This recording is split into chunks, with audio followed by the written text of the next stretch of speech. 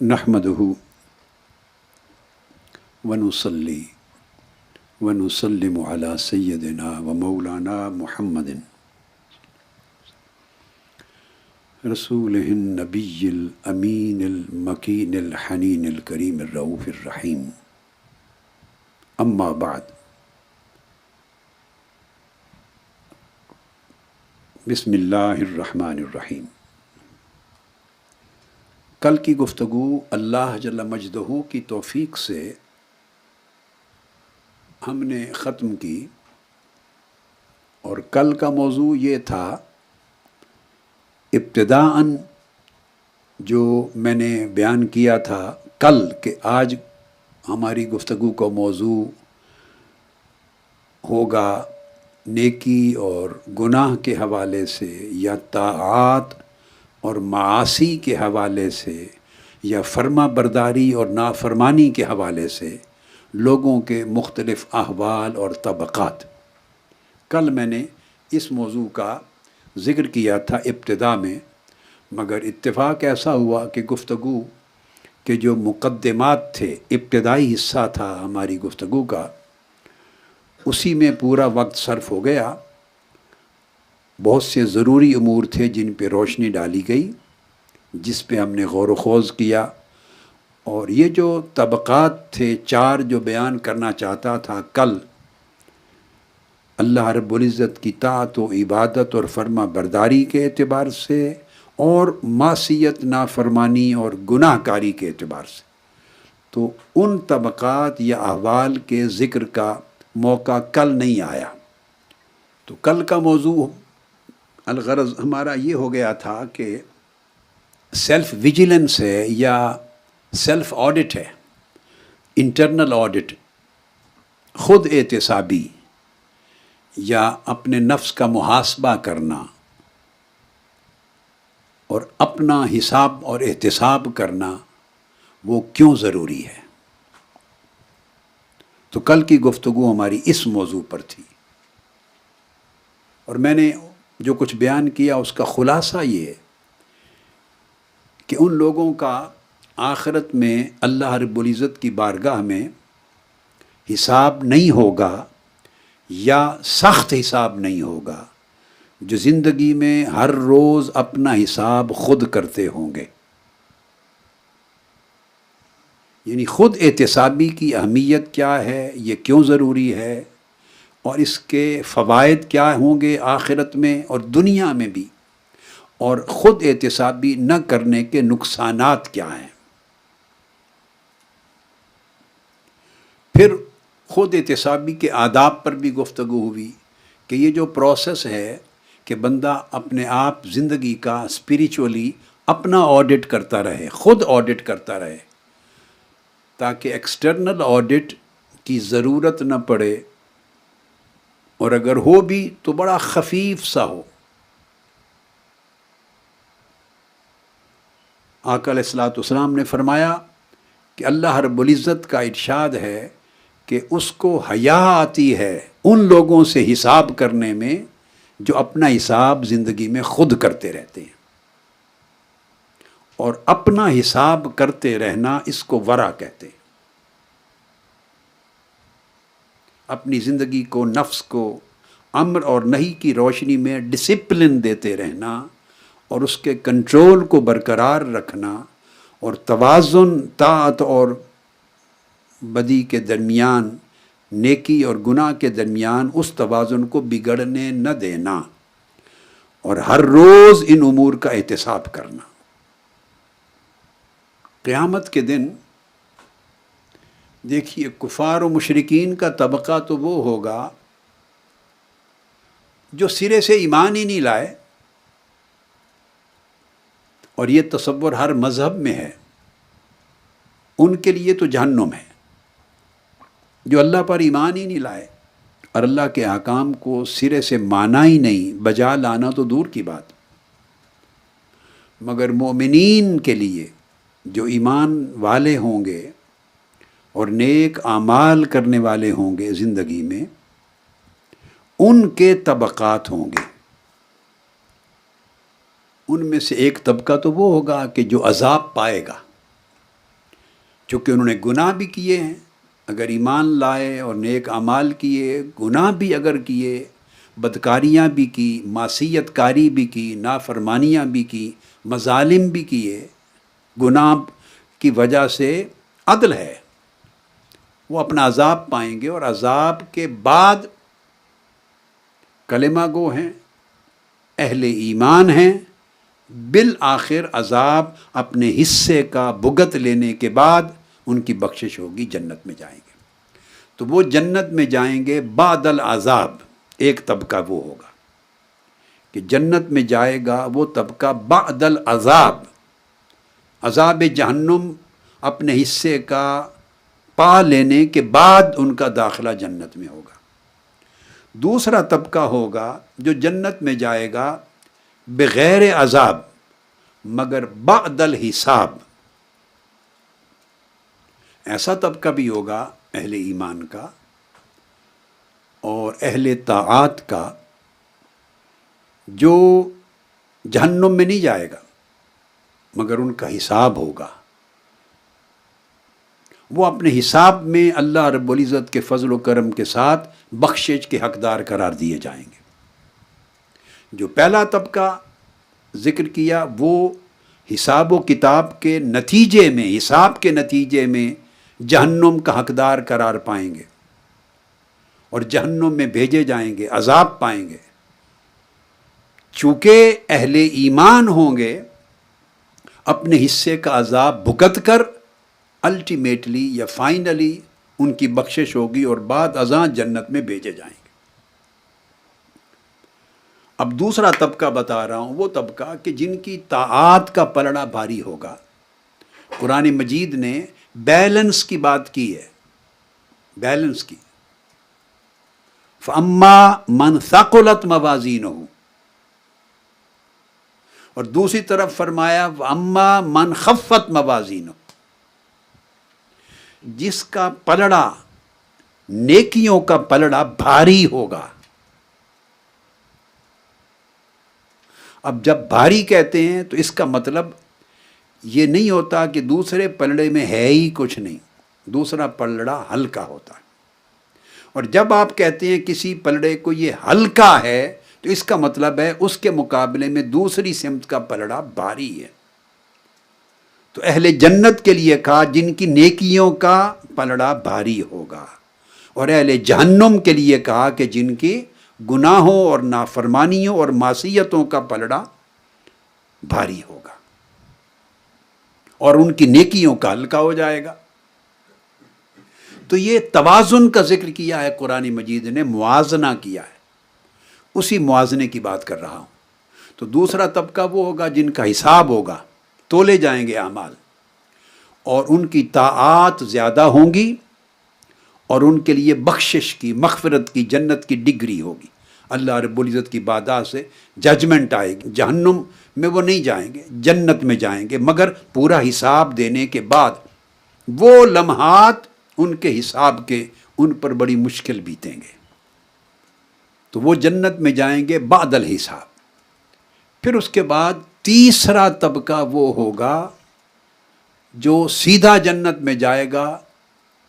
بغیر حساب، ان کا حساب بھی نہیں ہوگا، عذاب تو دور کی بات رہی، حساب بھی نہیں ہوگا۔ اللہ رب العزت ایسے بہت سے لوگوں کو جنت میں بھیجیں گے جو بغیر حساب و کتاب کے ان کی ڈگری ہو جائے گی کہ جنت ان کے لیے، اور ان کے بڑے عدد احادیث نبویہ میں بیان ہوئے ہیں۔ سو میں نے عرض کیا ہے کہ یہ وہ طبقہ ہے جن کا حساب نہیں ہوگا۔ اس زمرے میں کون شامل ہوں گے؟ لا محالہ اس زمرے میں داخل ہونے کا حق ان کو ملے گا جو ہر روز خود احتسابی کرتے تھے، ہر روز حساب میں تلتے تھے، اپنے آپ کو تولتے تھے، اپنے پلڑوں کو تولتے تھے، ترازو کو۔ اس لحاظ سے 4 طبقات ہیں قرآن مجید میں۔ یہ جو پہلو ہے جو بیان کیا گیا، اس لحاظ سے اور حدیث نبوی میں 4 طبقات بنتے ہیں جنہیں طاعات اور معاصی کے توازن میں جب پرکھا جائے، نیکیوں کا ارتکاب کرنے والے اور گناہوں کا ارتکاب کرنے والے، اللہ کی فرما برداری کرنے والے اور نافرمانی کرنے والے، کتنے طبقے ہیں، کتنے لوگ ہیں، ان کے احوال کیا ہیں، درجات کیا ہیں، اقسام کیا ہیں، کس طرح اقسام مقرر ہوتی ہیں، وہ چیز اختصار سے بیان کرتا ہوں، پھر اس کے ساتھ ایک پہلو اور اس کے ساتھ جوڑنا ہے۔ ان میں 4 طبقات ہیں۔ وہ ایک طبقہ وہ ہے، سب سے پہلا طبقہ، اور یہ وہ طبقہ ہے جس کے بارے میں نے پہلے عرض کر دیا کہ یہ وہ طبقہ جو ہر روز اپنا حساب کرتا ہے، اپنا محاسبہ کرتا ہے، خود احتسابی کرتا ہے۔ یہ وہ طبقہ ہے کہ جو اللہ رب العزت کے اوامر جب آتے ہیں، حکم آتے ہیں کہ یہ نیکی کا کام ہے، یہ فرض ہے، یہ واجب ہے، یہ کام کرنے کے ہیں، تو وہ ان پر لبیک کہتا ہے اور نیکی کے، طاعت کے، عبادت کے، بھلائی کے تمام کاموں کو انجام دیتا ہے حسب استطاعت، اور گناہوں کے تمام کاموں سے، معاصی سے، نافرمانیوں سے اپنے آپ کو بچاتا ہے۔ یہ پہلا طبقہ ہے جس میں دونوں چیزیں پائی جاتی ہیں، یعنی اوامر میں بھی وہ پورا ہے اور نواہی کی طرف بھی وہ پورا ہے۔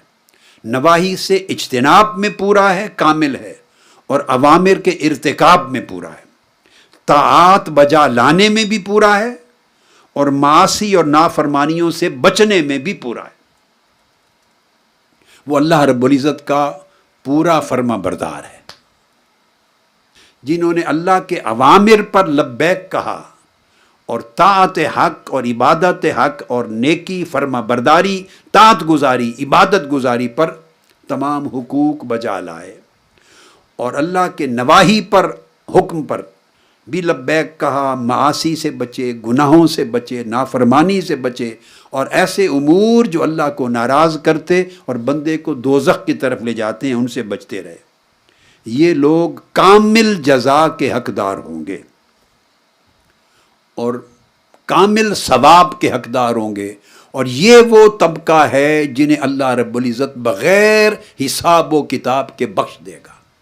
کیونکہ اگر ان سے کوئی خطا چھوٹی موٹی ہوئی تھی تو وہ اگلا دن اس پر نہیں آنے دیتے تھے، اس پر توبہ کرتے، نادم ہوتے، اپنے احوال کی اصلاح کرتے، اپنے آپ کو بدل لیتے، اور پھر پلٹ کر طاعت پر جم جاتے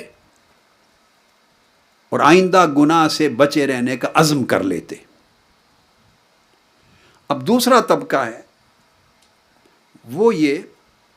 جس طرح یہ ایک کمال ہے، دوسری طرف بھی ایک ایسا طبقہ ہے کہ وہ دوسری طرف ایک اینڈ ہے، ایکسٹریم ہے۔ آپ سوسائٹی میں ان طبقات کو دیکھیں گے اور ایسے حالات دیکھیں گے۔ وہ دوسرا طبقہ وہ ہے، پہلے طبقے کو یہ علامہ ماوردی، ابو الحسن الماوردی، ان کی ایک کتاب ہے ادب الدین والدنیا، انہوں نے یہ 4 طبقات قائم کیے، اور پہلا طبقہ اور کچھ پھر علماء نے بھی اس طرح اسی تصور کو آگے بیان کیا کئی کتب میں۔ تو پہلا طبقہ من یستجیب الی فعل الخیرات ومن یکف عن ارتکاب المعاصی، تو انہوں نے کف کر لیا ارتکاب معاصی سے بھی اور لبیک کہہ دیا فعل طاعات سے بھی۔ یہ طبقہ جزا اور ثواب کا سب سے اعلیٰ درجے کا حقدار۔ دوسرا طبقہ من یمتنع عن فعل الطاعات ویقدم علی ارتکاب المعاصی، دوسرا طبقہ وہ ہے کہ نیکی کے امور، طاعت اور عبادت کے امور، فرما برداری کے امور سے انکار کرتا ہے، وہ انجام نہیں دیتا، یعنی اس کی طبیعت ایسی ہے کہ نیکیوں کو انجام نہیں دیتا، وَيُقْدِمُ عَلَىٰ ارتکاب المعاصی، اور گناہوں کا اقدام کرتا ہے، نافرمانی کے عمل کرتا ہے، ان کی طرف بڑھتا ہے، نافرمانی، معصیت، ظلم، ناانصافی، گناہ کے ہر کام کی طرف وہ اس کے قدم بڑھتے ہیں، اقدام کرتا ہے، اس کی جرت کرتا ہے، زندگی کا معمول بناتا ہے، اور دوسری طرف خیر کے، نیکی کے، بھلائی کے، تقوی کے، عبادت کے، اللہ کے حکم کی بجا آوری کے ہر کام سے گریز کرتا ہے۔ اس کی طبیعت اس ایکسٹریم پر ہے۔ یہ مکلف لوگ جو ہیں ان کو کہتے ہیں اخبث احوال المکلفین۔ جتنے لوگ جن سے جواب پرسی ہوگی، سوال پوچھا جائے گا، جواب طلبی ہوگی، مواخذہ ہوگا، حساب کتاب ہوگا، یہ سب سے بدترین حال کے مالک یہ لوگ ہوں گے، اور سب سے زیادہ شر ہوگا ان کا حال۔ تو اور انہیں دوہرا عذاب ہوگا، پہلوں کو دوہرا اجر، دوہرا ثواب، دوہری قربت اور دوہری قدر و منزلت ملے گی، ایک اللہ کے اوامر کو بجا لانے پر اور ایک اللہ کے نواہی میں اجتناب کرنے پر، دونوں طرف سے اجر ملیں گے۔ اور یہ جو طبقہ ہے اس کا حال ایسا ہے کہ دونوں سمتوں سے ان کے لیے عذاب ہوگا، اللہ کے اوامر اور احکام بجا نہ لانے پر، ان کی نافرمانی کرنے پر، ان کو ترک کرنے پر، اور جن کو ترک کرنے کا حکم تھا گناہوں کو، ان کو بجا لانا ان کے کرنے پر۔ تو ادھر سے بھی عذاب اور ادھر سے بھی عذاب۔ ایک عذاب ہوگا کہ اللہ کے احکام کو ہلکا سمجھا، بے پرواہی کی، دوسرا عذاب ہوگا کہ اللہ کی نافرمانی کرنے میں جرت کی، جسارت کی۔ یہ ہے توجہ طلب چیز کہ انسان اپنی زندگی میں یہ جرت کیوں کرتا ہے، اللہ کو اپنا رب، اپنا مالک، اپنا خالق مانتے ہوئے، اور یہ مانتے ہوئے کہ میں نے مر کے اس کے حضور پیش ہونا ہے، یہ جانتے ہوئے کہ مرنے کے بعد قبر میں ایک بنیادی حساب ہونا ہے، قیامت کے دن اٹھا جانا ہے، میرے اعمال نے تلنا ہے، جزا اور سزا کا فیصلہ ہونا ہے، جہنم اور جنت تیار کی گئی ہیں، قیامت ججمنٹ کا آخری فیصلے کا دن ہے، باریک سے باریک عمل کندھوں پر لکھے جا رہے ہیں، نیکیاں بھی لکھی جا رہی ہیں، بدیاں، برائیاں، گناہ بھی لکھی جا رہے ہیں۔ جو شخص یہ سب کچھ جانتا ہے اور ان کو مانتا ہے،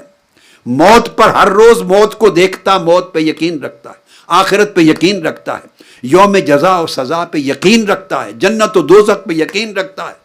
اللہ کے احکام اور فرامین قرآن میں آئے ہیں، معیار دیے گئے، ان پر یقین رکھتا ہے، سوال پیدا ہوتا ہے کہ پھر جرت کرتا ہے اس کا نافرمان بننے کی، ان کے حکام کو مسترد کرتا ہے، اس کے اوامر کی پرواہ نہیں کرتا اور نواہی کے اوپر جرت کرتا ہے۔ ایک تابعی ہوئے ہیں جلیل القدر ابن شبرمہ، وہ اس مقام پر بیان کرتے ہیں کہ عجبت لمن یحتمی من الطیبات مخافۃ الداء، اور یہ کلام بھی ان سے منقول ہوا، عجبت لمن یحتمی من الطعام والشراب مخافۃ الداء وکیف لا یحتمی من المعاصی مخافۃ النار۔ وہ فرمایا کرتے، یعنی تابعین کی زبان اور تابعین کی بولی یہ ہے کہ تعجب ہے اس شخص سے جو پرہیز کرتا ہے، اپنے آپ کو بچاتا ہے کئی پاک اور حلال چیزوں کے کھانے پینے سے، کئی پاک اور حلال چیزوں سے جن کا کھانا پینا حلال ہے، طیب ہیں، ان سے بچاتا ہے، پرہیز کرتا ہے، مخافت الداء، صرف بیماری سے بچنے کے لیے۔ آپ دیکھ لیں کتنے لوگ ہیں ڈائیبیٹک ہیں تو وہ میٹھا نہیں کھاتے، چینی نہیں کھاتے، کئی لوگ بارڈر پر ہوتے ہیں، ان کی ڈائیبٹیز یا ان کی شوگر، بلڈ شوگر لیول، وہ چینی نہیں کھاتے، ایکسٹرا میٹھا نہیں کھاتے، حلال ہے چینی، مگر پرہیز کرتے ہیں کیونکہ کہیں مریض نہ ہو جاؤں۔ گوشت نہیں کھاتے کتنے لوگ ہیں، تکلیف ہے یا کسی تکلیف سے بچنے کے لیے اس کے اثرات ہوتے ہیں، گوشت سے اوائڈ کرتے ہیں، خالی ویجیٹیبلز کھاتے ہیں، ریڈ میٹ نہیں کھاتے فیٹ سے بچنے کے لیے، کولیسٹرول ہائی نہ ہو جائے، ہارٹ ٹربلز نہ آ جائیں، گراؤٹس کی کوئی تکلیفیں ہوتی ہیں، کئی گھٹنوں کی دردیں ہوتی ہیں، وہ تکلیفیں نہ ہو جائیں، گھی اور تیل کی چیزیں نہیں کھاتے، چکنائی نہیں کھاتے، یہ سب حلال ہیں، چاول نہیں کھاتے، چکنائی نہیں کھاتے، چپاتی نہیں کھاتے، اور اس طرح بے شمار چیزیں ہیں۔ مختلف مرضوں سے بچنے کے لیے چیزیں حلال اور طیب ہیں مگر پرہیز کرتے ہیں۔ یہ اس کی طرف اشارہ کیا جا رہا ہے کہ تعجب ہے کہ لوگ اپنے آپ کو مرض سے بچانے کے لیے کئی حلال چیزوں سے پرہیز کرتے ہیں، تو کتنی حیرت ہے کہ وہی لوگ اپنے آپ کو دوزخ اور آگ سے بچانے کے لیے گناہوں سے اور معاصی سے پرہیز نہیں کرتے، جانتے ہوئے کہ یہ گناہ دوزخ میں لے جائیں گے، جانتے ہوئے کہ میں جھوٹ بول رہا ہوں، یہ جھوٹ مجھے دوزخ میں لے جائے گا، جانتے ہوئے کہ میں خیانت کر رہا ہوں، بددیانتی کر رہا ہوں، یہ خیانت مجھے دوزخ میں لے جائے گی، جانتے ہوئے کہ میں تکبر کر رہا ہوں، غیبت کر رہا ہوں، چغلی کر رہا ہوں، حرام خوری کر رہا ہوں، ناجائز مال کھا رہا ہوں، کسی کی حق تلفی کر رہا ہوں، یہ سارے ناجائز معاصی مجھے دوزخ میں لے جائیں گے، مگر جرأت کرتے ہیں۔ ابن دوارہ فرماتے ہیں کہ انا نظرنا فوجدنا الصبر علی طاعت اللہ تعالی اہون من الصبر علی عذاب اللہ تعالی۔ کہتے ہیں ہم نے غور کیا زندگی کے حالات پر، احوال پر، معاملات پر ہم نے غور و خوض کیا، تو ہم نے دیکھا کہ اگر بندہ اللہ کی طاعت پر صبر کر لے، یعنی اللہ کی طاعت پر جم جائے، اللہ کی طاعت کی حفاظت کر لے اور اللہ کی طاعت کو ہاتھ سے جانے نہ دے، اس پر متمسک ہو جائے، پختگی سے پکڑ لے اور اللہ کی طاعت کو زندگی میں سنبھال لے، محفوظ کر لے، یہ جو صبر ہے طاعت الہی پر صابر رہنا، یعنی اس پر قائم اور دائم رہنا، یہ بہت آسان ہے قیامت کے دن اللہ کے عذاب پر صبر کرنے سے۔ دوزخ میں عذاب کی شدت اتنی ہوگی کہ اس پر صبر کوئی نہیں کر سکے گا،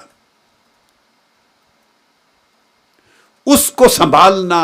اس کو برداشت کرنا بڑا مشکل ہوگا۔ یہ جو طاعت میں، اللہ کی عبادت میں، نیکی کے ادا کرنے میں، بھلائی اور خیرات کے کاموں میں اگر اس کو مستقل طور پہ جاری رکھنے میں کوئی تھوڑی مشقت آ جاتی ہے، اس کو برداشت کر لینا بہت آسان ہے۔ بندہ اس کا موازنہ کرے قیامت کے دن اور دوزخ کے عذاب کی شدتوں کے ساتھ، کہ کیا اس شدت کو برداشت کرنا گوارا کرتا ہے بندہ، یا آج اللہ رب العزت کی طاعت اور نیکی کی مشقت کو گوارا کرتا ہے۔ حضرت فضیل ابن عیاض رضی اللہ تعالیٰ عنہ سے کہا گیا،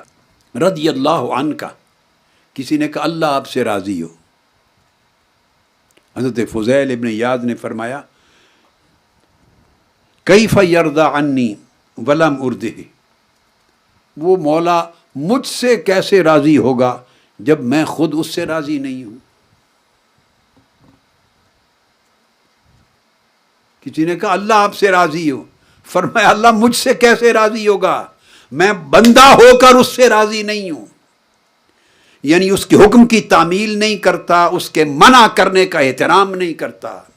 اس کے فیصلے کی قدر نہیں کرتا، وہ جو چاہتا ہے اس کو میں نہیں چاہتا، جس کام کے کرنے کا حکم دیتا ہے اس کو میں بجا نہیں لاتا، اور جن امور سے منع کرتا ہے ان سے میں اپنی زندگی گزارتا ہوں، تو میں جب اس کے قضاء سے، امر سے، حکم سے میں راضی نہیں ہوں تو میرا رب مجھ سے کیسے راضی ہوگا۔ سو یہ وہ زندگی ہے، یہ دوسرا طبقہ ہے جس کے لیے نیرا خسارہ ہے۔ پھر ایک تیسرا طبقہ ہے، وہ یہ ہے من یستجیب الی فعل الخیرات ویقدم علی ارتکاب المعاصی۔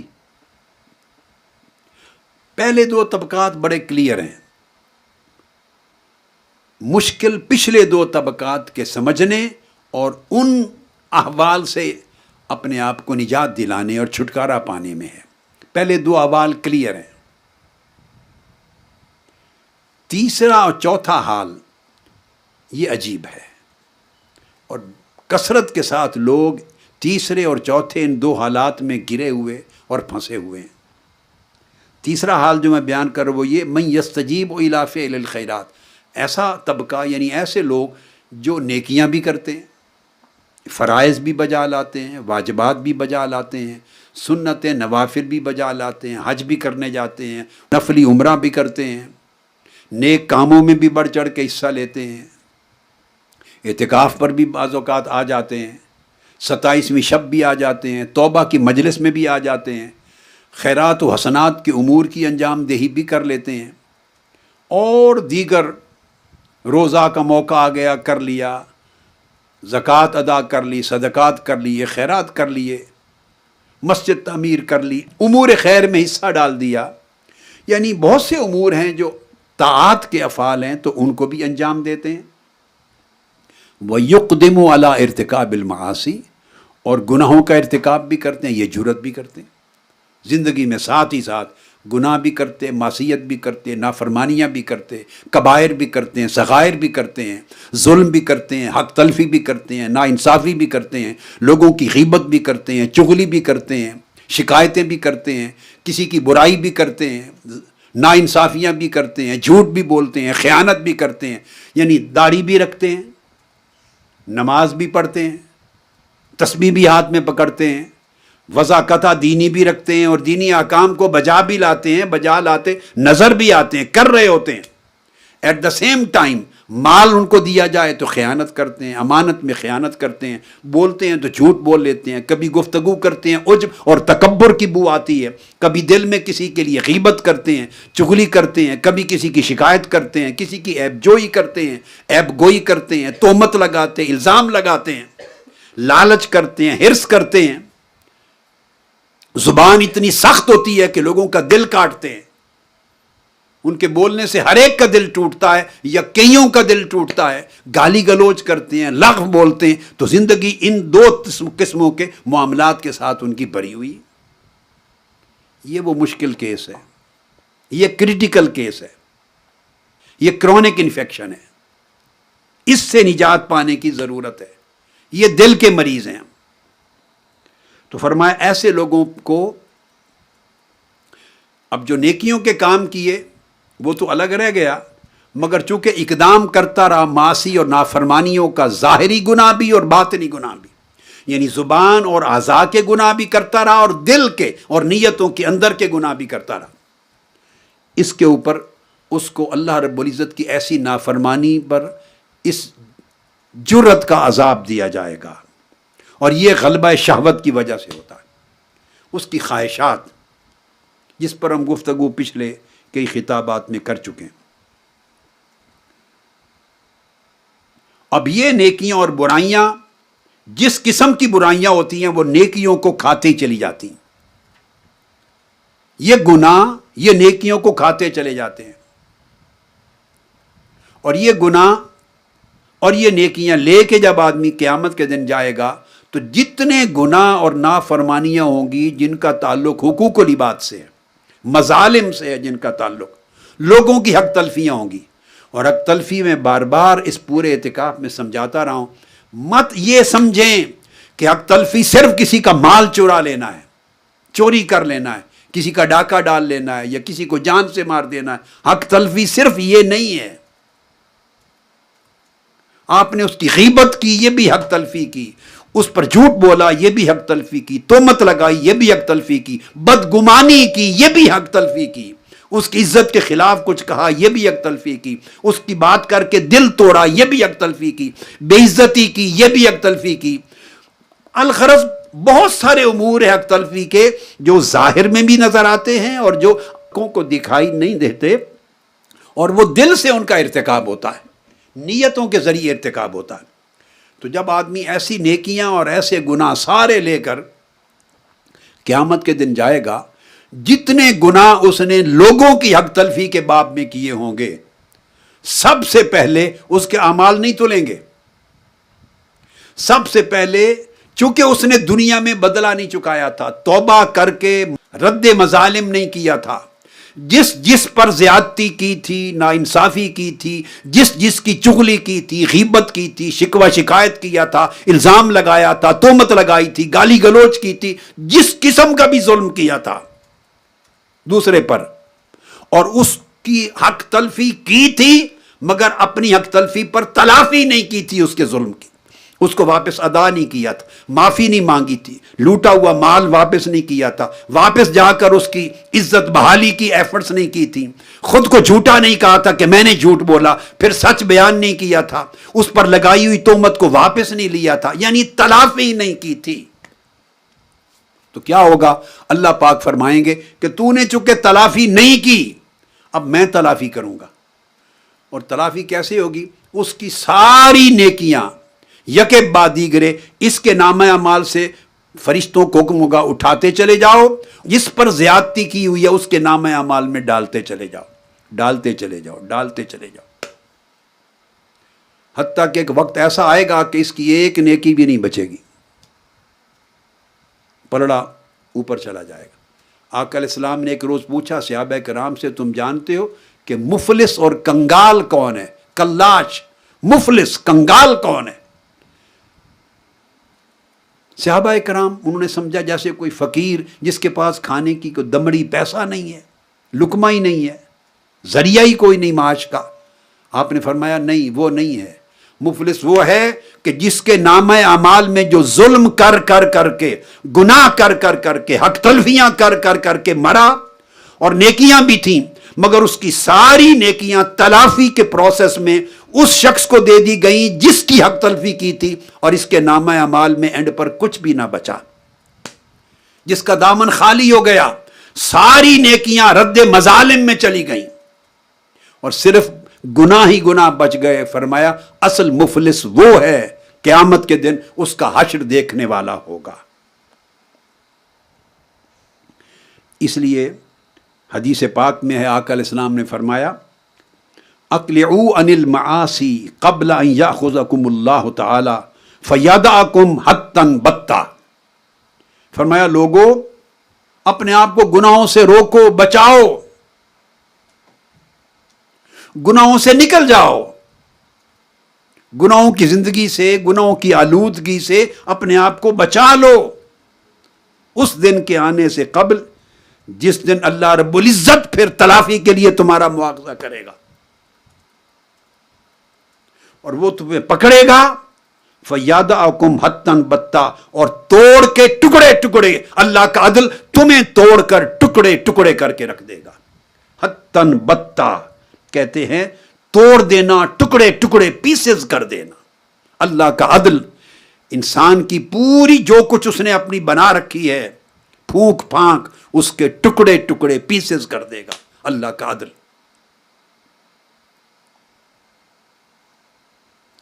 اس لیے اکابر اولیاء اہل اللہ کہا کرتے تھے افضل الناس من لم تفسد الشہوۃ دینہ ولم تزل الشبہۃ یقینہ۔ فرمایا اچھے لوگ وہ ہیں کہ جن کی شہوت، نفس کی خواہش ان کے دین کو برباد نہ کرے، اور جن کے اندر جو شبہات اور شکوک ہیں وہ ان کے یقین کو برباد نہ کرے۔ دو چیزیں انسان کو کھا جاتی ہیں۔ ایک اچھا بلا نیک آدمی نیکی کر رہا ہے، دین کی خدمت کر رہا ہے، دعوت دے رہا ہے، تبلیغ کر رہا ہے، مشن کی خدمت کرتا ہے، اللہ کے دین کی کرتا ہے، انسانیت کی کرتا ہے، بلائی کے کام کرتا ہے، لوگوں کو تلقین بھی کرتا ہے، مگر ساتھ ہی ساتھ اس کی زندگی میں شک اور شکوک و شبہات پلتے ہیں۔ جو نیکی کر رہا ہے اس کو خود یقین نہیں ہوتا کہ جو میں کہہ رہا ہوں اور جو سن رہا ہوں عین اسی طرح ہوگا۔ اگر اس کا یقین ہو جائے تو بندہ اس کے قریب بھی گناہ کو پھڑکنے نہ دے۔ جب بندہ نیکیوں کے ساتھ گناہ کو داخل کرتا ہے تو اس کا مطلب ہے وہ اس کے شبہات ہیں اس کے یقین کے اندر داخل ہو گئے، جو یقین کے مرتبے کو اور یقین کی خالصیت کو گدلا کر رہے ہیں۔ تو فرمایا وہ لوگ افضل ہیں اور اچھے ہیں کہ جن کی نفسانی خواہشات ان کے دین کو برباد نہیں کرتی، دین محفوظ رہتا ہے، اور خواہشات پر کنٹرول رکھتے ہیں، شہوات پر کنٹرول رکھتے ہیں، اور جن کے شبہات ان کے یقین کو متزلزل نہیں کرتے۔ بہت سے لوگ ایسے زندگی میں آپ دیکھیں گے نیکیاں کر رہے ہیں، پتہ نہیں چلتا کہ ان کی نیکی کے ساتھ کمٹمنٹ کی نیچر کیا ہے، کنوکشن کا درجہ کیا ہے، موٹیویشن کیا ہے، کمٹمنٹ کتنی ہے. کل میں نے ایک نقطہ بیان کیا تھا، اسی سے ریلیٹڈ چیز ہے. بہت سے لوگوں کو آپ دیکھتے ہیں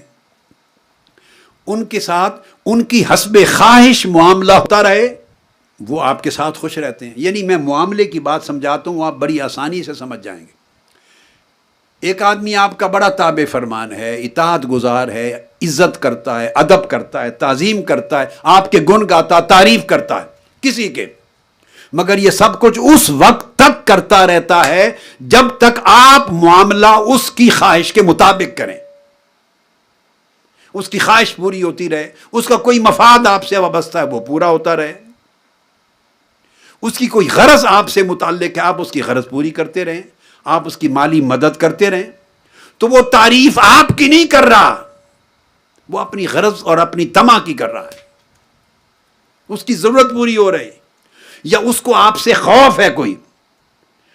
کہ آپ اس کے لیے نقصان کا باعث ہو جائیں گے، اس کے معاشی نقصان کا باعث ہوں گے، اس کی عزت آپ کے ہاتھ میں ہے، اس کو کوئی مالی جانی نقصان پہنچا دیں گے، کسی قسم کا اس کو خوف ہے آپ سے، وہ آپ کی تعریف کرے گا.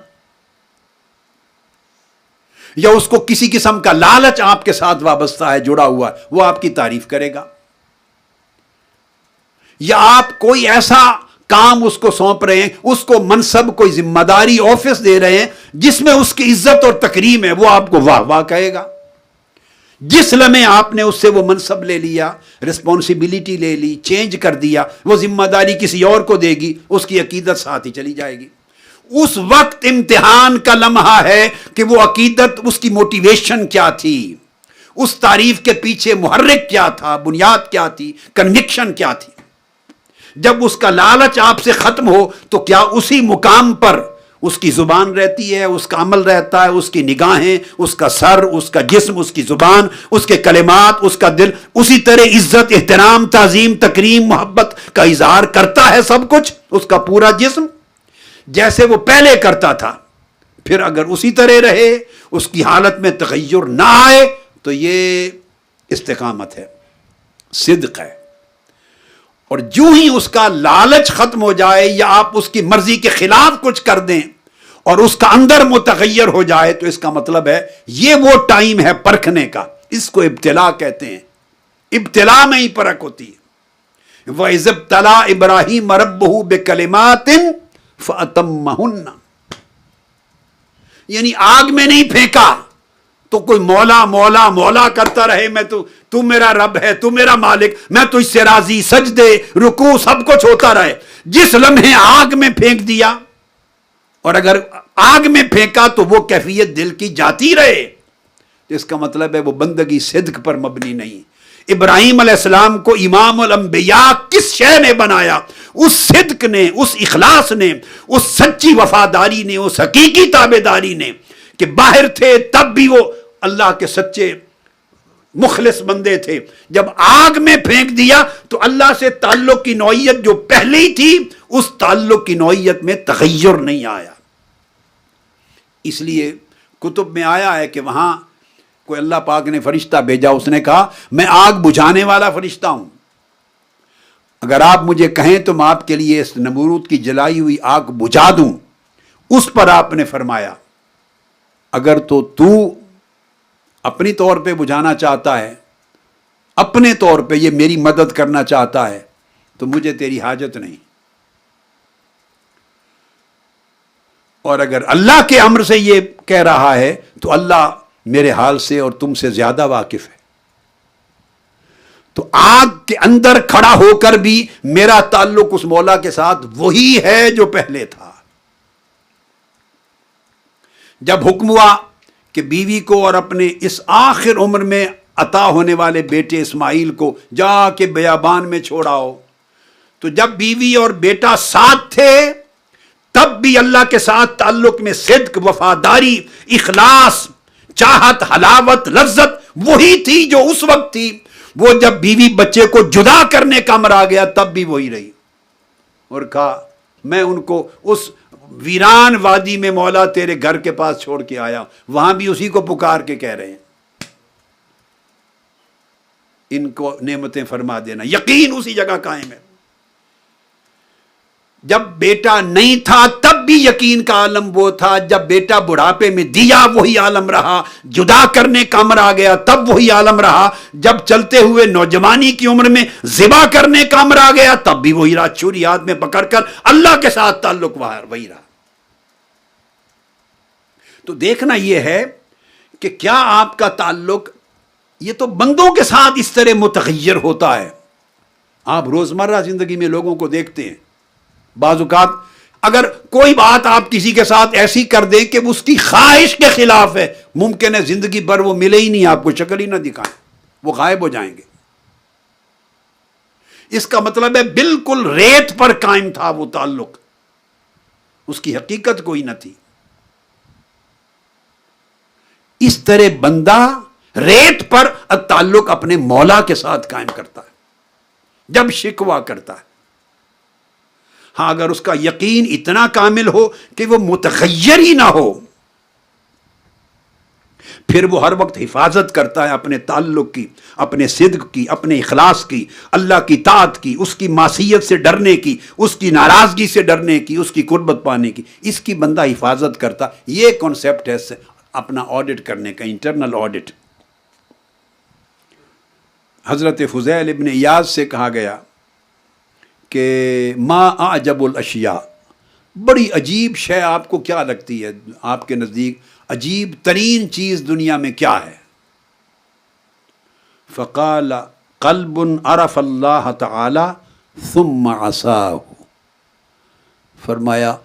بڑی عجیب چیز مجھے دنیا میں یہ لگتی ہے، وہ دل بڑا عجیب ہے جو اللہ کو پہچان لے اور پھر اس کی نافرمانی کرے۔ وہ پہچان لے کہ وہ میرا مولا ہے، مجھے رزق دینے والا، مجھے پیدا کرنے والا، مجھے عزت دینے والا، مجھ پہ کرم کرنے والا، مجھے مال دینے والا، سہولت دینے والا، مجھے نعمتوں سے نوازنے والا، پھر مجھے نیکی اور بدی کے سارے اوامر نواہی کے احکام دینے والا، اور پھر طاعت پر مجھے اپنا قرب اور جنت عطا کرنے والا ہے، معاصی پر، نافرمانی پر عذاب دینے والا ہے، سب کچھ جان لے، ثم عصاہ، پھر نافرمانی کی جرت کرے۔ فرمایا اس سے بڑی عجیب چیز دنیا میں کوئی نہیں۔ ایک شخص نے حضرت عبداللہ ابن عباس رضی اللہ تعالیٰ عنہ سے عرض کیا، پوچھا ایما احب الیک رجل قلیل الذنوب قلیل العمل او رجل کثیر الذنوب کثیر العمل؟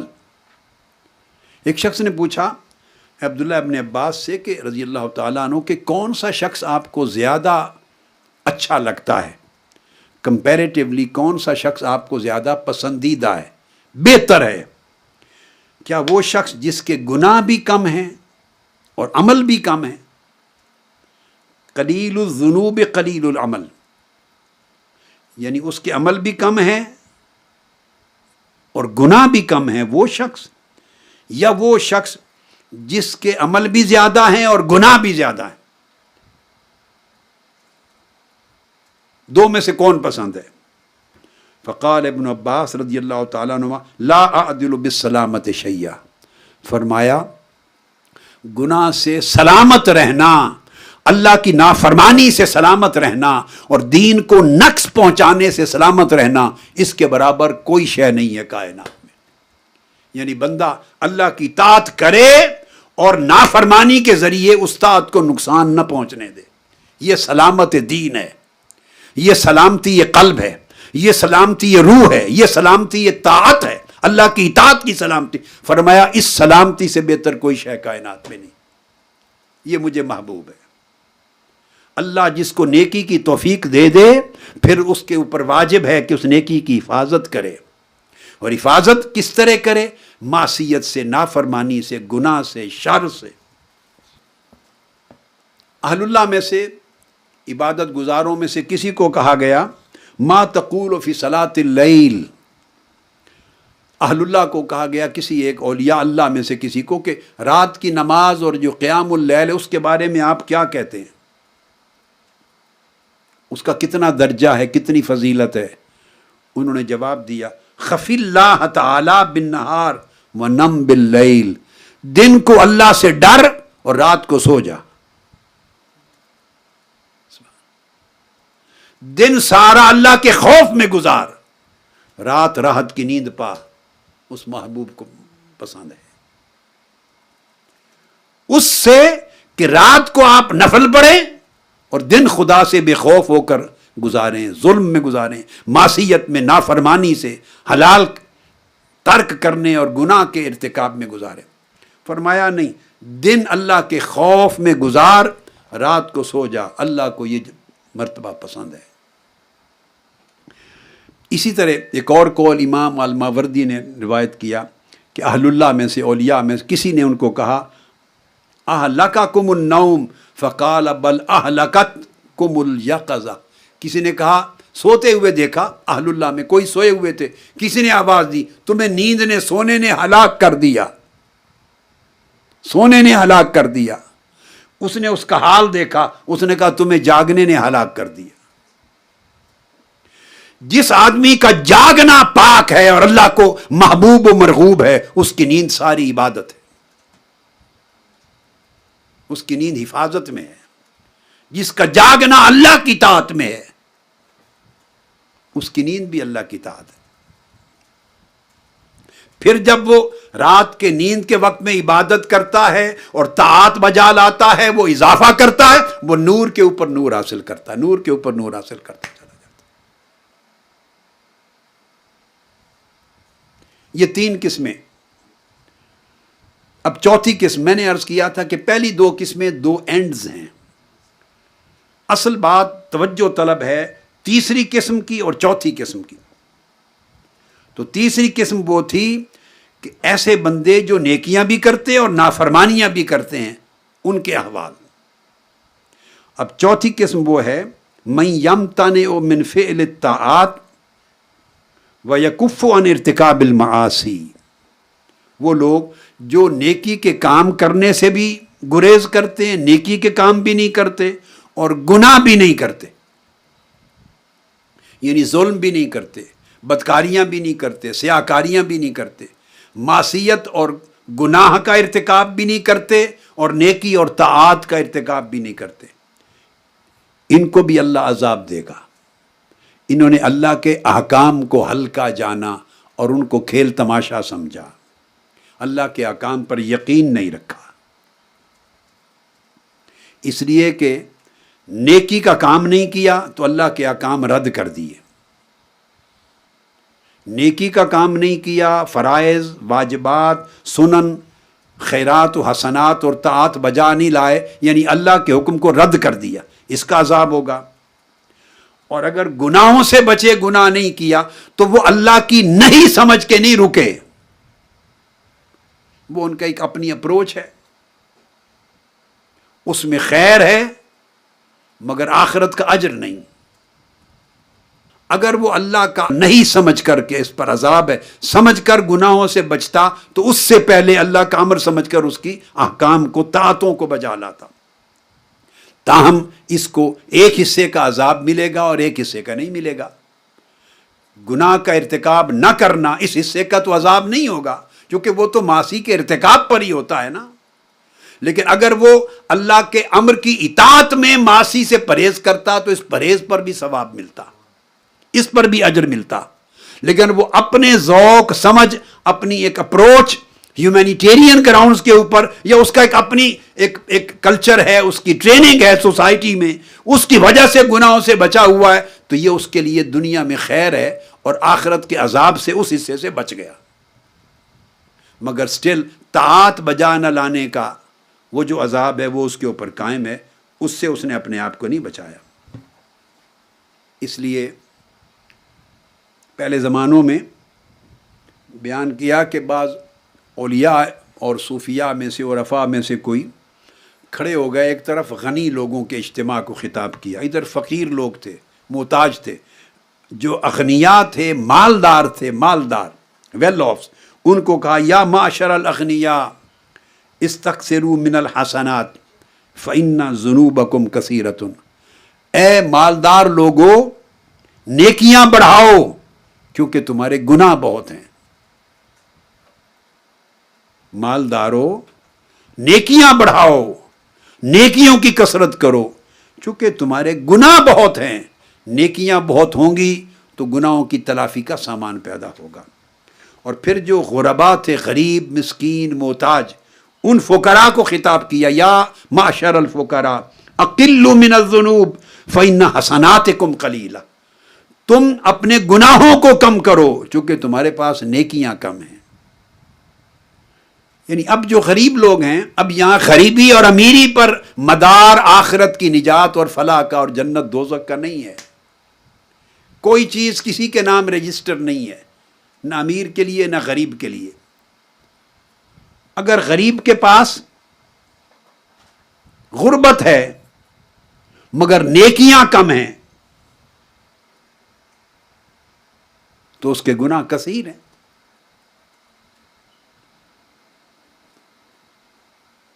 تو اس کو غربت نہیں بچائے گی۔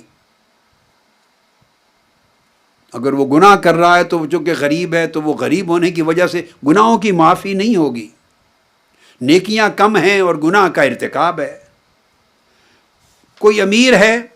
تو اس کی نیکیاں کم ہیں اور گناہ کثیر ہیں، اس کے پاس مال کی کثرت کئی اور ایسے گناہوں کا سبب بنتی ہے جو غریب کے لیے باعث نہیں بنتی۔ غریب کے لیے اور اسباب ہیں جو گناہوں کا سبب بن جاتے ہیں۔ اس لیے کہ زبان بولنا بھی، نظر سے دیکھنا اور چپ رہنا، تینوں شکلوں سے نیکیاں بھی ہوتی ہیں، گناہ بھی ہوتے ہیں۔ اور اس طرح جسم کے جو باقی اعضاء ہیں، آنکھیں ہیں، کان ہیں، ہاتھ ہیں، پیٹ ہے، دل ہے، خواہشیں، ان سب سے بھی نیکیاں بھی ہوتی ہیں، گناہ بھی ہوتے ہیں۔ اب کون آدمی ظاہر کے کن اعضاء سے گناہ زیادہ کرتا ہے اور باطنی کن اعضاء سے گناہ زیادہ کرتا ہے؟ ممکن ہے آنکھوں کو تو کسی کے گناہ نظر نہ آئے مگر اللہ رب العزت کی نگاہ سے تو کچھ پوشیدہ نہیں۔ کہ کس طرح ہمارے زندگی میں احوال اور طبقات بن جاتے ہیں نیکیوں کے کرنے اور گناہوں کے ارتکاب کے باعث، یا نیکیوں اور گناہوں کو مکس کرنا، اور نیکیوں کا کرنا اور گناہوں سے بچنا، یا گناہوں کا کرنا اور نیکیوں کو کم کرنا۔ یہ جو ان کے آپس میں مکسچر ہیں، اس کے ساتھ کیا احوال اور کیا طبقات قائم ہوتے ہیں۔ یہ توازن قائم کرنا دین کو مضبوط بھی کرتا ہے اور توازن کا قائم نہ کرنا دین کو کمزور بھی کرتا ہے۔ اس کی حفاظت کے لیے ضروری ہے کہ آدمی جو نیکیاں کرے، جیسا کہ میں نے پچھلے دروس میں عرض کیا، جو طاعات بجا لائے ان کو اپنے ادب کے ساتھ بجا لائے۔ اگر طاعت ادب کے ساتھ بجا بندہ لانا شروع کرے اور اس کے ساتھ حسن خلق رکھے تو وہ از خود برائی کو، معاصی کو، گناہ کو، اس کی جڑ کو کاٹتی چلی جاتی، اس کے وزن کو کم کرتی چلی جاتی۔ حضرت عبداللہ ابن مسعود رضی اللہ تعالیٰ عنہ روایت کرتے ہیں، ان اللہ قاسم بینکم اخلاقکم کما قاسم بینکم ارزاقکم۔ اللہ رب العزت نے تمہارے درمیان اخلاق اسی طرح تقسیم کی ہیں، اور اخلاق اچھے یا برے، نیکی بجا لانے والے اور بدی اور گناہ بجا لانے والے، یہ جو طبیعتیں ہیں، یہ جو اخلاق ہیں، یہ جو مزاج ہیں، جس کی وجہ سے ہم مختلف احوال پاتے اور مختلف طبقات اور درجات میں شامل ہوتے ہیں۔ یہ اخلاق بندوں میں اسی طرح تقسیم ہوتے ہیں جیسے رزق تقسیم ہوتا ہے، اور رزق سے مراد صرف کھانا پینا نہیں ہے، اس میں شکل و صورت ہے، جسامت ہے، قوت ہے، دماغ ہے، عقل ہے، علم ہے، یہ سارا جو کچھ اللہ دیتا، عزت ہے۔ جس طرح یہ چیزیں تقسیم ہوتی ہیں اس طرح اخلاق، خلق، دین داری یہ بھی تقسیم ہوتی۔ اور اس پر جو آقا علیہ السلام نے فرمایا ان اللہ یؤتی الدنیا، یہ بات توجہ طلب ہے، حدیث پاک کا نقطہ، یؤتی الدنیا من یحب و من لا یحب، دنیا میں جس کے لیے انسان مارا مارا پھرتا ہے اور دنیاوی متاع، مال و دولت، جاہ و منصب، عزت، وقار، جس کے لیے انسان سارا کچھ کرتا ہے، فرمایا کہ اللہ رب العزت دنیا ہر اس شخص کو دیتا ہے، خواہ اللہ اسے پسند کرے یا ناپسند کرے۔ دنیا دینے میں اللہ پاک اپنا پسند کرنا یا ناپسند کرنا اس امر کو مانے نہیں بننے دیتا. جسے چاہتا ہے اللہ اس کو بھی دنیا دے دیتا ہے اگر دینے کا فیصلہ فرمائے، جسے اللہ نہیں چاہتا اس کو بھی دنیا دے دیتا ہے. دنیا اللہ ہر ایک کو دیتا ہے، خواہ وہ محبوب ہے اللہ کی بارگاہ میں یا مبغوض ہے. اس لیے کافر کو بھی دیتا ہے، نافرمان کو بھی دیتا ہے، ظالم فاسق کو بھی دیتا ہے، فرعون کو بھی دیتا ہے، نمرود کو بھی دیتا ہے، یزید کو بھی دیتا ہے، قاتل کو بھی دیتا ہے، جابر کو بھی دیتا ہے، اور صالح متقی کو بھی دیتا ہے. اللہ جس کو محبت کرتا ہے اس کو بھی دے دیتا ہے اگر دینے کا فیصلہ فرمائے، اور جس کو نہیں چاہتا اللہ اس کو بھی دنیا دے دیتا ہے. دنیا کی یہ حیثیت ہے. لیکن اگلی بات فرمائی وَلَا يُؤْتِ الدِّينَ إِلَّا لِمَنْ أَحَبَّ، مگر دین، روحانی مرتبہ، تقوی، پرہیزگاری، آخرت سے محبت، تدین دین کا کردار اور دین کا علم اور دین کی نعمت عمل اللہ پاک صرف اس کو دیتا ہے جس سے اللہ محبت کرتا ہے. اور پھر فرمایا فَمَنْ أَعْطَاهُ اللَّهُ الدِّينَ فَقَدْ أَحَبَّهُ. اور یاد رکھو جس کو اللہ دین عطا کر دے، جس کی زندگی میں دین دیکھو، دین کی دعوے داری کی بات نہیں ہو رہی، جس کو اللہ دین عطا کر دے. یہ نہیں کہ بندہ دعوے دار بنے، دکھلاوے کا دین نہیں. جس کی زندگی میں دین دیکھو، جس کے علم میں دین دیکھو، جس کے عمل میں دین دیکھو، جس کی طبیعت میں دین دیکھو، جس کے مزاج میں دین دیکھو، جس کے برتاؤ میں دین دیکھو، جس کے اخلاق میں دین دیکھو، جس کے اٹھنے بیٹھنے کے اندر دین دیکھو، جس کے چلنے پھرنے میں دین دیکھو، جس کے لوگوں کے ساتھ لین دین کے اندر دین دیکھو، جس کے قول میں، کلام میں، جس کے معاملات میں دین دیکھو. فرمایا سمجھو اللہ نے اس کو دین دے دیا ہے، یعنی اس کی پوری زندگی اور زندگی کا ظاہر و باطن دین کے نور سے منور کر دیا ہے. جس کی زندگی میں دین دیکھو جان لو کہ اللہ کو اس سے محبت ہے، اللہ اس سے محبت کرتا ہے. چونکہ دین اتنی بڑی نعمت ہے، اور تدین اور دین کا کردار اور دین کا عمل اور دین کا فہم اور دین کی سوچ اتنی بڑی نعمت ہے کہ اللہ پاک یہ صرف اس کو دیتا ہے جس سے اللہ محبت کرتا ہے. دنیا ہر ایک کو دے دیتا ہے، بھلے اللہ محبت کرے یا نہ کرے. اور پھر آقا علیہ السلام نے فرمایا یہ بیان کر کے کہ دین کیا ہے، تم کس طرح جانو کو دین اللہ نے کس کو دیا ہے، دین کا کردار کیا ہے، دین کا عمل کیا ہے، کیسے پتا چلے کہ اللہ نے اس شخص کو دین دیا ہے اور اللہ اس سے محبت کرتا ہے. فرمایا والذی نفسی بیدہ. یہاں پر آقا علیہ السلام نے قسم کھائی، فرمایا اس رب کی قسم جس کے قبضہ قدرت میں میری جان ہے، لا یسلم عبد حتی یسلم قلبہ ولسانہ. اس وقت تک کوئی شخص صاحب دین نہیں، وہ اللہ کے حضور نہیں جھکا، اللہ کا جھکنے والا دیندار بندہ نہیں بنا جب تک اس کے دل سے دوسرے لوگ محفوظ نہ ہوں اور اس کی زبان سے دوسرے لوگ محفوظ نہ ہوں. بلا یؤمن حتی یأمن جارہ بوائقہ، جب تک اس کے پڑوسی اس کے شر سے محفوظ نہ ہوں، اس کے تعلق رکھنے والے اس کے شر سے محفوظ نہ ہوں. اور شر کیا ہے؟ صرف گولی چلانا نہیں ہے،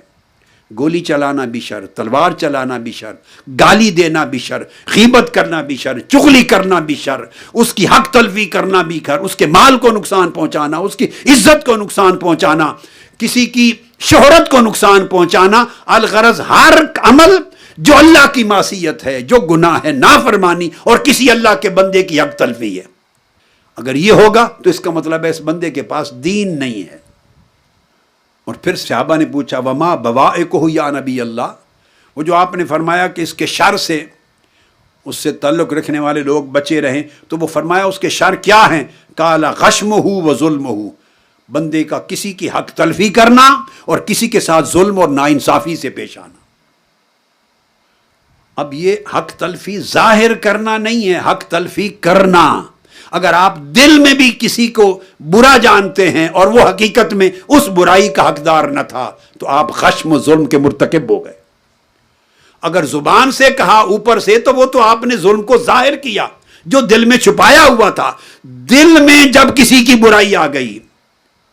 دل میں جب کسی کی تذلیل آ گئی، کسی کو حقارت سے سمجھ لیا آپ نے، دل کے اندر کسی کو برا جان لیا تو ظلم کر لیا.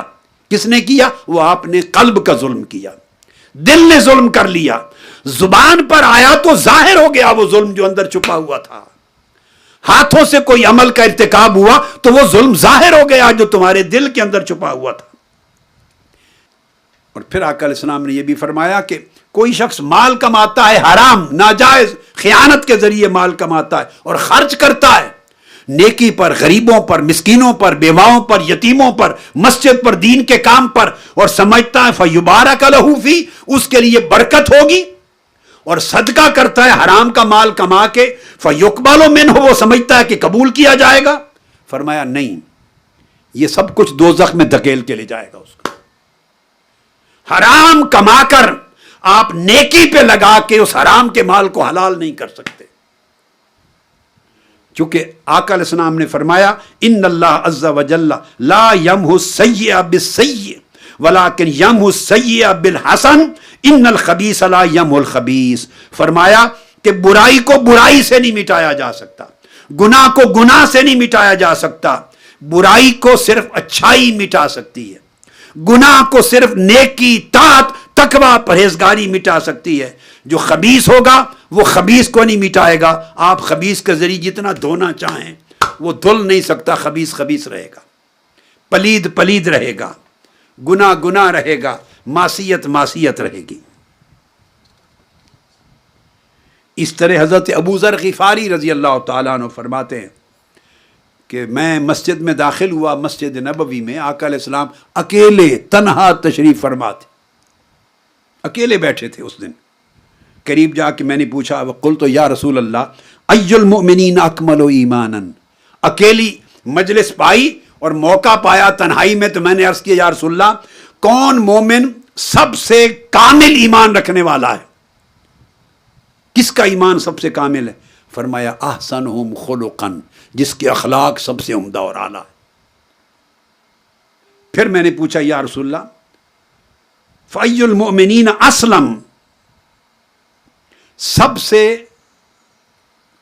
محفوظ اور اچھا مسلمان کون ہے؟ فرمایا من سلم الناس من لسانہ، یعنی اسلام میں سب سے اعلیٰ کون ہے؟ وہ یدہ، فرمایا جس کی زبان اور جس کے ہاتھوں سے اور جس سے ہر مسلمان محفوظ و مامون رہے۔ پھر میں نے پوچھا یا رسول اللہ فَأَيُّ الْحِجْرَةِ أَفْضَلُ،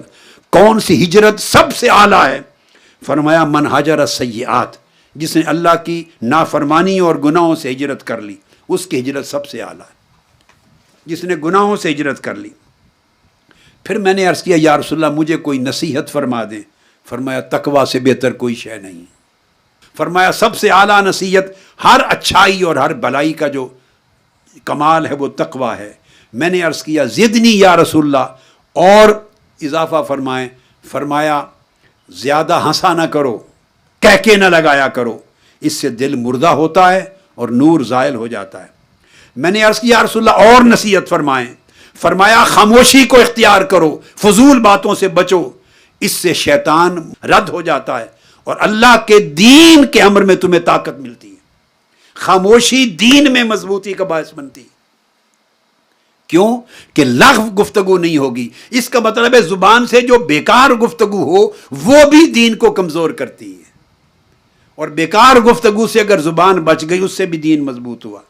پھر میں نے عرض کیا یا رسول اللہ اور اضافہ فرمائیں نصیحت میں، فرمایا احب المساکین وجالسہم، غریبوں مسکینوں کمزوروں سے محبت کیا کرو اور ان کے ساتھ بیٹھا کرو، ان کو ساتھ بٹھایا کرو۔ میں نے عرض کیا یا رسول اللہ اور نصیحت فرمائیں، فرمایا قال انظر الی من تحتک ولا تنظر الی من فوقک، جو تم سے نیچے ہے اس کو دیکھا کرو، جو تم سے اوپر ہو اسے نہ دیکھا کرو، اس سے تمہارے اندر اللہ کا شکر کا اضافہ ہوگا اور اللہ کی نعمتوں کی قدر بڑھے گی۔ جب اپنے سے نیچے کو دیکھو گے تو اللہ کی نعمتوں پر شکر پیدا ہوگا تمہارے اندر، اور اپنے سے بڑے کو دیکھو گے تو پھر اللہ کی نعمتوں کے باوجود شکوہ آئے گا، تمہارا دین کمزور ہوگا۔ اور آقا علیہ السلام نے فرمایا اے ابو ذر، تیرے لیے عیبدار ہونا اور گناہگار ہو جانے کے لیے اتنا ہی کافی ہے کہ جو گناہ اور نقص خود تیرے اندر ہیں وہ دوسرے میں دیکھے تو اس کو اچھالے، دوسرے میں نظر آئیں تو اس سے پردہ اٹھائے اور اس کو عیب لگائے، اس پر تہمت لگائے اور اس کو دنیا میں ننگا کرے۔ فرمایا تیرے گناہگار اور بدکار ہونے کے لیے اتنا ہی کافی ہے۔ اور پھر آپ نے میرے سینہ پر دست مبارک پھیرا اور فرمایا کہ جو عیب تجھے اپنے اندر نظر نہیں آتا اور دوسرے میں نظر آئے، سمجھ وہ عیب اس کا نہیں، وہ تیرا ہے۔ پھر آپ نے فرمایا جب بھی کوئی کام کر تأمل کے ساتھ سوچ کر کر، اس میں دین کی حفاظت ہے۔ جب بول اور کوئی عمل کر تو اس سے پہلے تحمل کر، غور کر کے حلال ہے یا حرام، اس ورع میں دین کی حفاظت ہے۔ اور جب کسی سے برتاؤ کر تو حسن خلق رکھ، حسن خلق سے بہتر دینداری کوئی نہیں ہے۔ لوگوں کے ساتھ اگر حسن خلق ہو، اچھا ادب اور اچھا برتاؤ ہو، تو اس سے بہتر دین کسی کا نہیں ہے۔ دین میں سب سے اعلیٰ شکل یہ ہے۔ یہ حفاظت جو دین کی ہوتی ہے، اللہ کی اطاعت کی بجا آوری اور نافرمانی سے بچتے رہنا، اس کا آغاز ہوتا ہے جیسے میں نے عرض کر دیا توبہ سے، اور توبہ پھر محفوظ رہتی ہے صرف نیک صحبت سے۔ یہاں پر گفتگو ختم کر رہا ہوں، آخری نقطہ اور اہم ترین۔ آپ اگر چاہتے ہیں تو آپ کا دین بچ جائے، آپ معصیت کاروں میں نہ ہوں بلکہ طاعت گزاروں میں ہوں، آپ چاہتے ہیں کہ آپ اللہ کے قریب جائیں، گناہوں سے بچیں، آپ کی زندگی طاعت اور تقوی کے نور سے مزین ہو، منور ہو، روشن ہو، آپ چاہتے ہیں کہ ان طبقات میں نہ جائیں جہاں نیکی اور بدی کا خلط ملط ہو گیا ہے، ان طبقات میں جائیں جنہیں بغیر حساب و کتاب کے بخشا جائے گا، جن کی اللہ کے ہاں دور اجر ہیں۔ آپ چاہتے ہیں آپ کی توبہ بچ جائے، آپ چاہتے ہیں آپ کا رجوع اللہ بچ جائے، آپ چاہتے ہیں آپ کا دین اللہ پاک آپ کے اندر زندگی میں مضبوط و مستحکم کرے، اور جو کچھ آپ نے 10 راتوں میں سیکھا اور سنا، چاہتے ہیں کہ یہ سارا پریکٹس ہو جائے، آپ کی زندگی میں عمل بن جائے، نافذ ہو جائے، اور آپ کی زندگی ان تعلیمات اور ہدایات کے ساتھ روشن اور منور اور مزین ہو جائے۔ آپ اگر یہ چاہتے ہیں، بولیے چاہتے ہیں یا نہیں؟ اگر یہ چاہتے ہیں تو اس کی جو شکل ہے وہ ذہن میں رکھ لیں، اس کی شکل کہ ان چیزوں کو اپنی زندگی میں دین کو بچانے کی جو شکل ہے وہ یہ کہ پھر صحبت اچھی اختیار کرو، سنگت، دوستی، بری صحبت، یہ اس پر یہ اختتامی نقطہ ہے جس پر ختم کر رہا ہوں۔ بری سنگت اور بری صحبت دین کو کاٹتی ہے، اور اچھی صحبت، اچھی رفاقت، اچھی سنگت دین کو مضبوط اور مستحکم کرتی ہے۔ اس لیے اولیاء نے، عارفین نے اور اللہ والوں نے ہمیشہ تعلیم دی۔ انہوں نے فرمایا جو طلاب دنیا ہیں، جو لوگ خود دنیا میں اور گناہوں کی زندگی میں لت پت ہیں، ڈوبے ہوئے ہیں، فرمایا ان کے ساتھ صحبت، سنگت اور رفاقت سے اجتناب کرو، بچو، وہ تمہارے دین کو بھی لے ڈوبیں گے، تمہاری نیکی کو کمزور کر دیں گے، تمہاری زندگی میں گناہ کے رجحان کو مضبوط کر دیں گے، اللہ کا حیا کم کر دیں گے تمہارے اندر۔ ان لوگوں کی صحبت اختیار کرو، اور ان لوگوں سے سنگت اور ان لوگوں سے دوستی اور اٹھنا بیٹھنا مجالست اختیار کرو جن کی صحبت سے آپ کی زندگی میں دین مضبوط ہو، نہ کہ کمزور ہو، جو آخرت کی رغبت بڑھائیں نہ کہ اس رغبت کو کم کریں، جو اللہ کی یاد دلائیں اور اللہ کے اوامر اور نواہی کی عزت و احترام آپ کی زندگی میں بڑھائیں، نہ کہ گناہ کے لیے جرت بڑھائیں، آپ کو بے فکر کر دیں۔ یہ صحبتوں کے دور اثرات ہوتے ہیں۔ فرمایا اگر اہل دنیا پرست اور گناہ میں لت پت لوگ، یا گناہ کو چاہنے والے اور گناہ کو بے ضرر سمجھنے والے اور گناہ کو بے دھڑک کرنے والے، ان لوگوں کی صحبت میں رہو گے تو وہ اللہ کی نجات سے تمہیں دور کر دے گی وہ صحبت، اور دین کی جڑ کو کاٹ دے گی۔ اہل خیر کی صحبت میں بیٹھو تاکہ تمہیں آخرت کی طرف لے جائیں اور اللہ کی طلب بڑھائیں۔ حضرت یوسف بن حسین فرماتے ہیں کہ میں نے حضرت ذوالنون مصری رضی اللہ تعالیٰ عنہ کی صحبت اختیار کی، آپ کے ساتھ کچھ وقت رہا، اور جب جدا ہونے لگا اجازت لے کے میں نے عرض کیا حضور مجھے کوئی وصیت فرما دیں۔ آپ نے فرمایا وصیت اور نصیحت فقط یہ ہے کہ ہمیشہ خیر، نیک اور صالح صحبت پہ ہمیشہ قائم رہ، وہ تمہارے اندر خیر اور صالحیت کو پیدا کرے گی،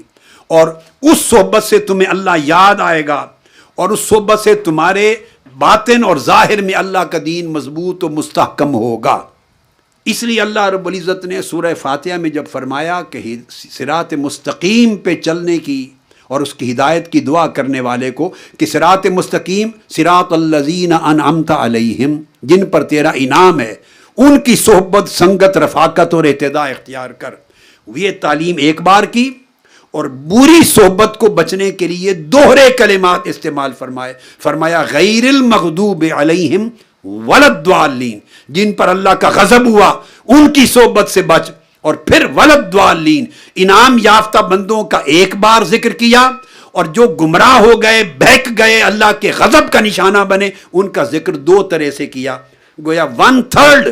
1/3 خیر نیک صحبت سے ملتی ہے، اور 2/3 بری صحبت کے نتیجے سے شر ملتا ہے۔ اگر ہدایت چاہیے تو 1/3 حصہ خیر کی صحبت سے ملے گا، اور 2/3 حصہ بری صحبت سے بچنے سے ملے گا۔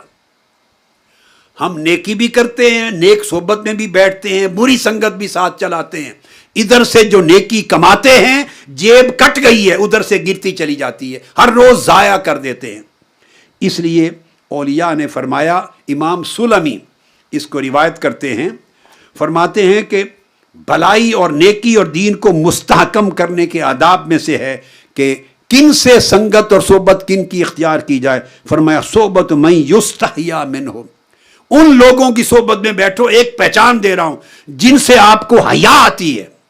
جن کا ادب آپ کے دل میں ہے، جن کی تعظیم اور احترام آپ کے دل میں ہے، اور جن کے سامنے برائی کرنے سے یا کوئی برا کام کرنے سے آپ جھجکتے ہیں، جن کی جھجک، حیا، ادب اور احترام اور تعظیم آپ کے دل میں ہے، وہی لوگ اس قابل ہیں کہ ان کی صحبت میں رہ جائے۔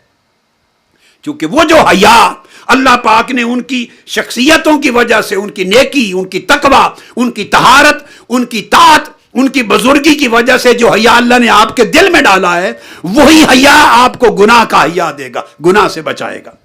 اور فرمایا ان کی مجالست سے آپ کو نیکیوں اور طاعتوں کی بھی محبت نصیب ہوگی۔ حضرت عبداللہ بن احمد بن حنبل فرماتے ہیں اپنے والد امام احمد بن حنبل سے سن کے، وہ فرماتے ہیں ما اوقعنی فی بلیۃ الا صحبت من لا احتشمہ، جب بھی میں کسی بلا میں پڑا، مصیبت میں، فتنے میں، آزمائش میں، مشکل میں پڑا، صرف اس وجہ سے مشکل میں پڑا کہ میں کسی ایسے کی صحبت میں بیٹھا جس کا حیا میرے دل میں نہ تھا، دنیاوی غرض کی وجہ سے، کوئی مال کی غرض تھی، کوئی خوف تھا، کوئی ضرورت تھی اس کی کوئی اور، مگر وہ بندہ اچھا نہ تھا، اس لیے اچھا نہ تھا کہ اس کا حیا نہ تھا۔ برے آدمی کا حیا کوئی نہیں کرتا، اس کا خوف ہوتا ہے۔ نیک آدمی، صالح کا، متقی کا حیا ہوتا ہے اس کے تقوی کی باعث۔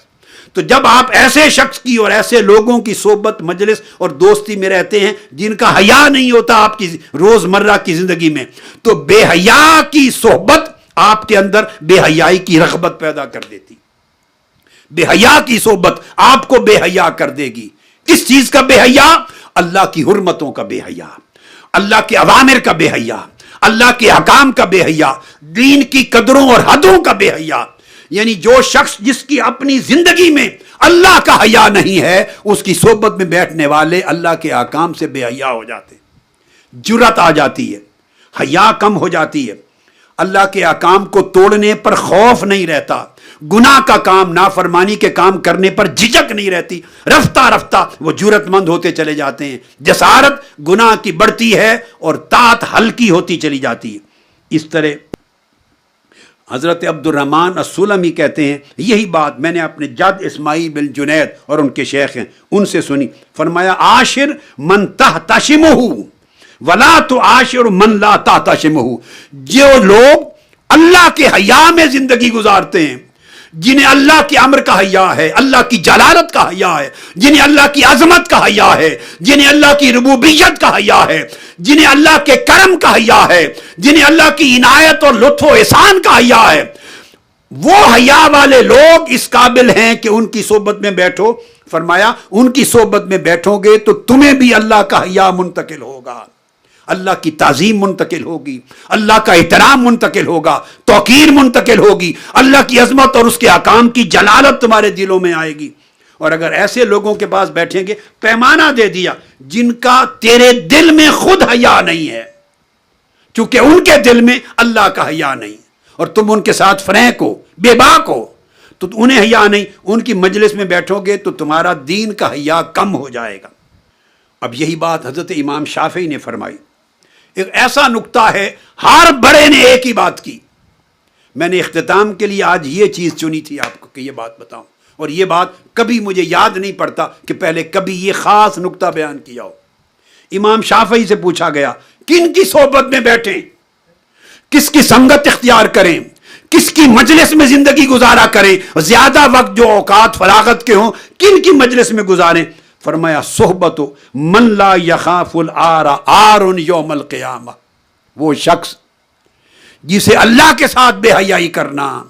اللہ کی حکم عدولی کرنا، اللہ کی نافرمانی کرنا، اللہ کے دین کی قدروں کو پامال کرنا، اس میں جسے عار محسوس نہیں ہوتا، قیامت کے دن اس شخص کے اوپر بڑا عار ہوگا، وہ خود ننگا کر دیا جائے گا، پریشان حال ہوگا، اس کا سہارا اٹھ جائے گا۔ تو جس شخص کو خود اللہ کے احکام کو توڑنے میں عار نہیں، وہ شخص قیامت کے دن خود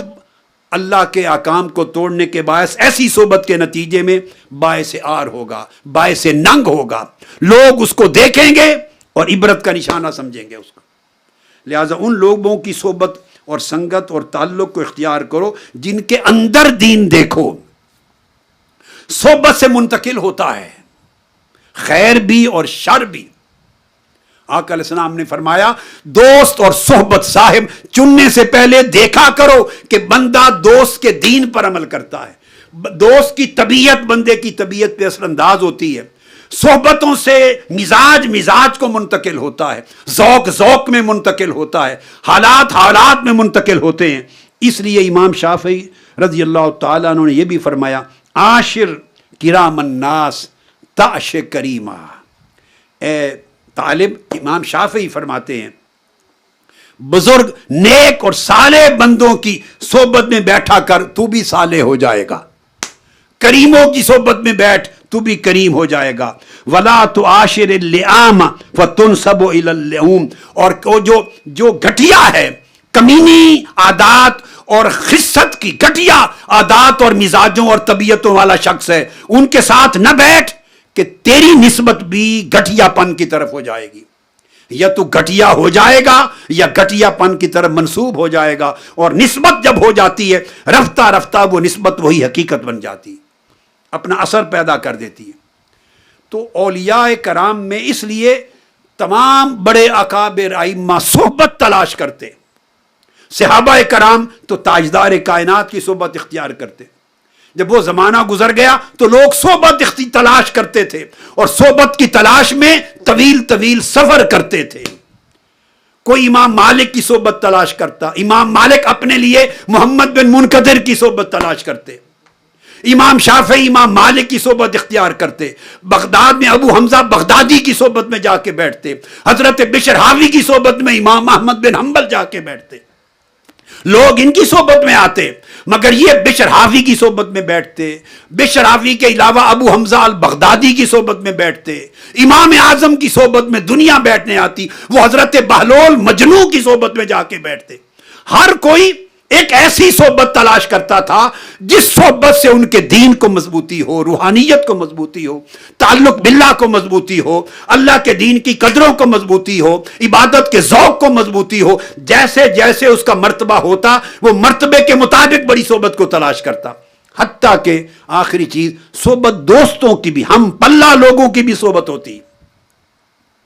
جب ہم پلہ ہم مرتبہ لوگ آپس میں بیٹھتے ہیں، یہ بھی ایک صحبت و رفاقت ہے، اور ایک کا رنگ دوسرے کو چڑھتا ہے۔ آپ سبزی میں کھیت میں کوئی چیز طویل عرصے کے لیے رکھ دیں، اس کا سبز رنگ اس پر چڑھ جائے گا،